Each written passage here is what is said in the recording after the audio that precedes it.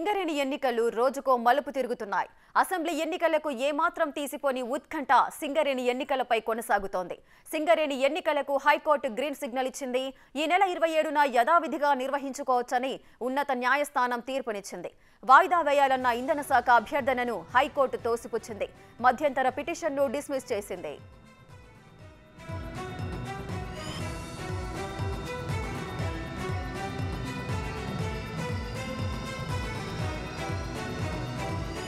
మొన్నటి వరకు సింగరేణి ఎన్నికల నిర్వహణపై సస్పెన్స్ కొనసాగగా హైకోర్టు తీర్పుతో ఎట్టకేలకు దానికి తెరపడింది. ఇక ఈ నెల 27న ఎన్నికలు సజావుగా జరుగుతాయనుకున్న సమయంలో మళ్లీ మరో చిక్కొచ్చి పడింది. హైకోర్టు తీర్పు వచ్చిన వెంటనే బీఆర్ఎస్ పార్టీకి తెలంగాణ బొగ్గు గని కార్మిక సంఘం షాక్ ఇచ్చింది. యూనియన్కు చెందిన 3 టాప్ లీడర్లు రాజీనామా చేశారు. సింగరేణి ఎన్నికల్లో పోటీ చేయవద్దని గులాబీ పెద్దలు ఆదేశించడంతో యూనియన్ నేతలు ఈ నిర్ణయానికొచ్చారు. బీఆర్ఎస్ నిర్ణయంతో యూనియన్ నాయకులు తీవ్ర అసంతృప్తి వ్యక్తం చేశారు. ఎన్నికల్లోనే పోటీ చేయనప్పుడు యూనియన్లో ఎందుకుండాలంటూ మూకుమ్మడిగా రాజీనామా చేశారు.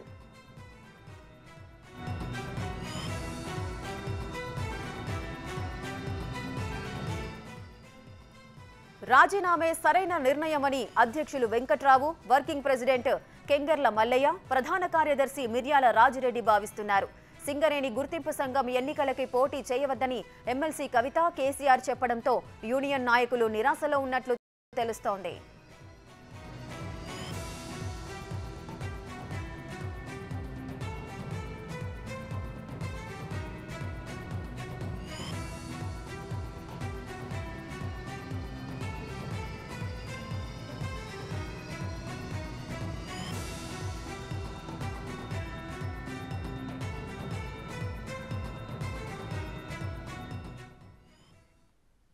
సింగరేణి ఎన్నికలు రోజుకో మలుపు తిరుగుతున్నాయి. అసెంబ్లీ ఎన్నికలకు ఏమాత్రం తీసిపోని ఉత్కంఠ సింగరేణి ఎన్నికలపై కొనసాగుతోంది.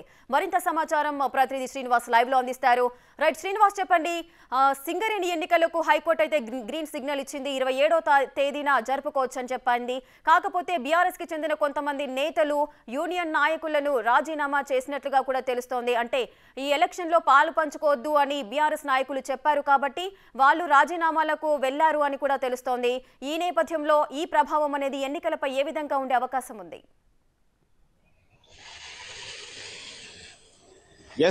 రేఖ, ఇటు సింగరేణి ఏదైతే ఎన్నికల సందర్భంగా ఎన్నికల్లో పోటీ చేయవద్దు అని చెప్పి గుర్తింపు సంఘం ఎన్నికలు జరుగుతున్నటువంటి నేపథ్యం లోపల ఎన్నికల్లో పోటీ చేయవద్దు అని చెప్పి ఇటు బీఆర్ఎస్ తమ అనుబంధ సంస్థ ఏదైతే ఉందో టీబీజీకేఎస్ తెలంగాణ బొగ్గు కార్మిక సంఘముకు ఇటు సూచించడంతో ఇప్పుడు ఇక్కడ పెద్ద ఎత్తున కూడా ఇటు గత కొంతకాలంగా కూడా పార్టీ అభివృద్ధి కోసము, తర్వాత ఇక్కడ జరుగుతున్నటువంటి ఎన్నికల నేపథ్యం లోపల చాలా కష్టపడుకుంటూ వచ్చాము.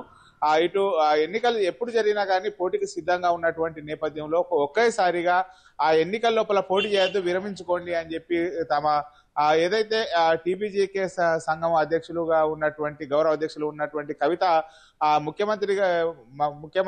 మాజీ ముఖ్యమంత్రిగా ఉన్నటువంటి కేసీఆర్ చెప్పారని చెప్పి చెప్పడంతో ఒకటేసారి నిరాశ నిస్పృహకు లోనటువంటి పరిస్థితి అయితే కనబడుతున్నది. అయితే ముఖ్యంగా ఈ సింగరేణి ఎన్నికల లోపల ఇటు కోర్టు వివాదం నెలకొన్నటువంటి నేపథ్యం లోపల సింగరేణి ఎన్నికలకు మరికొంత సమయం ఉంటదని చెప్పి ఇటు బీఆర్ఎస్ పార్టీ భావించింది. అయితే నిన్న కోర్టు ఎన్నికలు జరుపుకోండి, ఈ నెల 27కు జరుపుకోవచ్చు అని చెప్పి గ్రీన్ సిగ్నల్ ఇవ్వడంతో ఒకటేసారిగా ఇటు బీఆర్ఎస్ షాక్ అయినటువంటి పరిస్థితి కనబడుతుంది. ఇప్పటికే ఆ సింగరేణి ఏదైతే ప్రాంతాలు ఉంటాయో ప్రాంతాల లోపల దాదాపుగా 7 నుంచి 8 నియోజకవర్గాల లోపల కూడా ఇక్కడ బీఆర్ఎస్ పార్టీకి సంబంధించినటువంటి మొత్తం ఎమ్మెల్యే స్థానాలను కోల్పోయినటువంటి పరిస్థితి.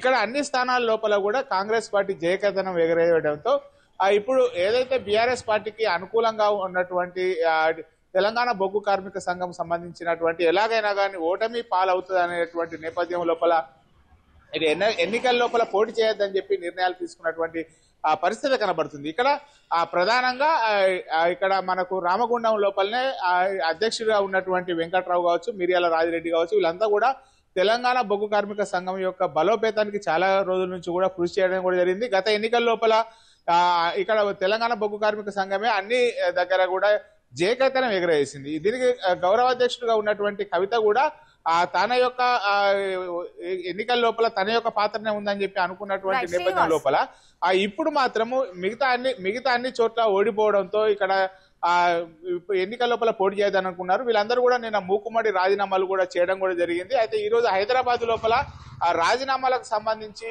హైదరాబాద్ లోపల ప్రెస్ మీట్ పెట్టి తన ఇన్ని రోజుల నుంచి ఈ సంఘాన్ని కాపాడుకుంటూ వచ్చాము, ఇప్పుడు ఒకటేసారి ఎన్నికల నుంచి విరమించుకోవాలని చెప్పడంతో ఈ రోజు మీడియా సమావేశం పెట్టి వీళ్ళందరూ కూడా జరిగినటువంటి పరిణామాలు తెలియజేసేటువంటి అవకాశం ఉన్నట్టుగా తెలుస్తుంది. రేఖ మనకు శ్రీనివాస్, అయితే ఈ సింగరేణి ఎన్నికలకు సంబంధించి ఒకప్పుడు అసెంబ్లీ ఎన్నికలు ఉన్నాయి కాబట్టి ఈ ఎన్నికలను పోస్ట్పోన్ చేయాలంటూ కూడా వాళ్ళే ఒక పిటిషన్ వేశారు హైకోర్టులో. ఈ నేపథ్యంలోనే వాళ్ళు పోస్ట్పోన్ చేశారు, ఈ నెల 27 అన్నారు. కానీ కొత్తగా ఏర్పడిన కాంగ్రెస్ ప్రభుత్వం ఏదైతే ఉందో మాకు కొంచెం టైం ఇవ్వండి, కొంచెం సెటరేట్ అవ్వడానికి అంటూ కూడా వాళ్ళు ఒక పిటిషన్ వేశారు. కానీ ఆ పిటిషన్ డిస్మిస్ చేసి బీఆర్ఎస్కి అనుకూలంగానే తీర్పు వచ్చిందని భావించవచ్చు. ఈ నేపథ్యంలో ఇప్పుడు ఈ ఎన్నికల్లో బీఆర్ఎస్కి సంబంధించిన అనుబంధంగా ఏదైతే యూనియన్ ఉందో ఆ నేతలను ఎందుకు ఈ ఎన్నికల్లో పోటీ చేయొద్దని చెప్పారు? దీనికి వెనకాల ఉన్న కారణం ఏంటి?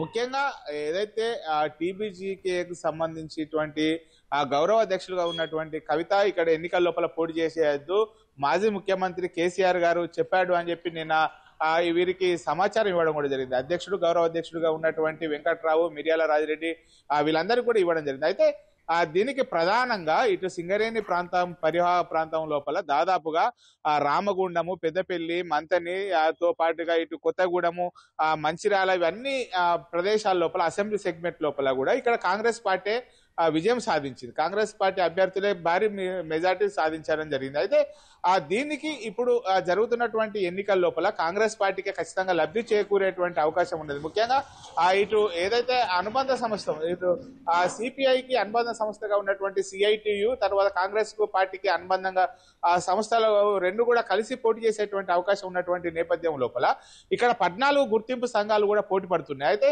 ఈ 14 గుర్తింపు సంఘాల లోపల టీబీజీకే ఒకటి తెలంగాణ బొగ్గు కార్మిక సంఘంగా ముద్రపడినటువంటి బీఆర్ఎస్ కు అనుకూలంగా ఉన్నటువంటి ఒకటిగా ఉన్నటువంటి నేపథ్యం లోపల గత ఎన్నికల లోపల అన్ని ప్రదేశాల లోపల కూడా ఇది ఘన విజయం సాధించింది. ఈ ఎన్నికల లోపల ప్రత్యేకించి ఇటు బీఆర్ఎస్ పార్టీ ఎన్నికల సమీపిస్తున్నటువంటి నేపథ్యం లోపల వాయిదా వేయాలని చెప్పడం కూడా జరిగింది. ఇప్పుడు కాంగ్రెస్ పార్టీ ప్రభుత్వం కుదురుకోవడానికి మాకు కొద్దిగా సమయం పడుతుంది అని హైకోర్టు లోపల పిటిషన్ ఇచ్చినా కానీ ఎన్నికలకే ఇటు గ్రీన్ సిగ్నల్ ఇవ్వడంతో ఇప్పుడు ఖచ్చితంగా ఈ బీఆర్ఎస్ పార్టీ ఖచ్చితంగా ఇక్కడ పోటీ చేస్తే ఓడిపోయేటువంటి అవకాశం ఎక్కువగా ఉన్నటువంటి పరిస్థితి లోపల ఈ ఓడిపోతాము అనేటువంటి నేపథ్యం లోపలనే ఎన్నికల లోపల పోటీ చేయొద్దు, గుర్తింపు సంఘము పోటీ చేయొద్దు, తప్పుకోవాలని చెప్పి నిర్ణయించుకున్నట్టు తెలుస్తుంది. మొత్తానికైతే ఈ గత కొద్ది రోజుల నుంచి కూడా పార్టీ బలోపేతానికి, గుర్తింపు సంఘం బలోపేతానికి ఎంతో కృషి చేశాము, మేము పడ్డటువంటి శ్రమ పన్నీర్లో ఇటు బూడిదల పోలీసుల పన్నీర్ అయిపోయింది అని చెప్పి ఇటు ఇప్పటికే టీపీజీఎస్ కు సంబంధించినటువంటి నాయకులు అభిప్రాయపడుతున్నారు. ముఖ్యంగా వీళ్ళంతా కూడా బీఆర్ఎస్ పార్టీ మీద గుర్రుగా ఉన్నటువంటి నేపథ్యం లోపల కనీసం మాకు సంప్రదించకుండా ఎలా నిర్ణయం తీసుకుంటారనేటువంటి ఒక ఆగ్రహంతో ఉన్నారు. వీళ్ళందరూ కూడా నిన్న సాయంత్రం తమ గౌరవ అధ్యక్షులుగా ఉన్నటువంటి కవితకు తమ రాజీనామా లేఖలు కూడా పంపడం కూడా జరిగింది. ఈ రోజు మీడియా సమావేశం లోపల సమావేశం పెట్టి హైదరాబాద్ లోపల మీడియా సమావేశం ఏర్పాటు చేయడానికి అవకాశం ఉన్నట్టుగా తెలుస్తున్నది. ఆ మీడియా సమావేశం లోపల తాము బీఆర్ఎస్ పార్టీకి బలోపేతానికి ఎంత కృషి చేశాము, ఇప్పుడు ఎన్నికల లోపల ఓటమి చెందినటువంటి నేపథ్యం లోపలనే వద్దు అంటున్నారు. ఇందులోపల ఇటు గౌరవ అధ్యక్షులుగా ఉన్నటువంటి మిర్యాల రాజిరెడ్డితో పాటు వెంకట్రావు వీళ్ళంతా కూడా మాజీ ఎమ్మెల్సీ కాంగ్రెస్ పార్టీకి టచ్ లో ఉన్నట్టుగా తెలుస్తున్నది. ఇవాళ రాజీనామా చేయడానికి గల కారణాలు చెప్పి తర్వాత కాంగ్రెస్ పార్టీకి వెళ్లేటువంటి అవకాశం ఉన్నట్టుగా తెలుస్తుంది. రేఖ మనకు. Right, thank you Srinivas, thanks for the live updates.